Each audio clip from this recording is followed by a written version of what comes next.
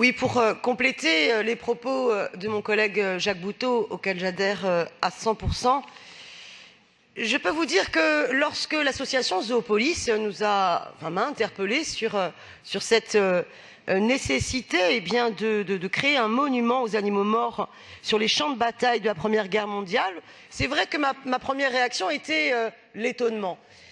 Et en même temps, les travaux des historiens que l'association m'a permis de découvrir ont été extrêmement intéressants. Et également la reconnaissance, d'ailleurs, par l'armée française elle-même. Il a été dit précédemment que l'armée française avait décoré le pigeon vaillant, mais elle a aussi décoré le chien Charlot, par exemple, qui a reçu la croix de guerre pour avoir sauvé des poilus ensevelis dans les tranchées.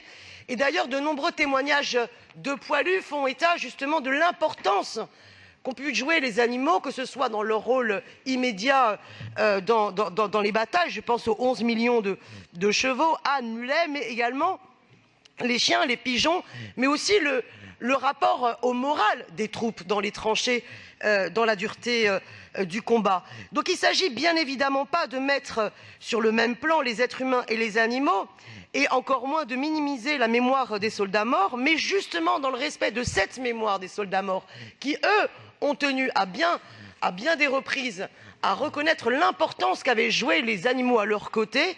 Il me semble important de faire ce travail de mémoire. C'est pour ça que je vous invite véritablement à réfléchir par vous-même sur le sens de ce vœu, qui est d'ailleurs soutenu par des associations d'anciens combattants comme le Souvenir français, qui est une association incontournable concernant la Première Guerre mondiale.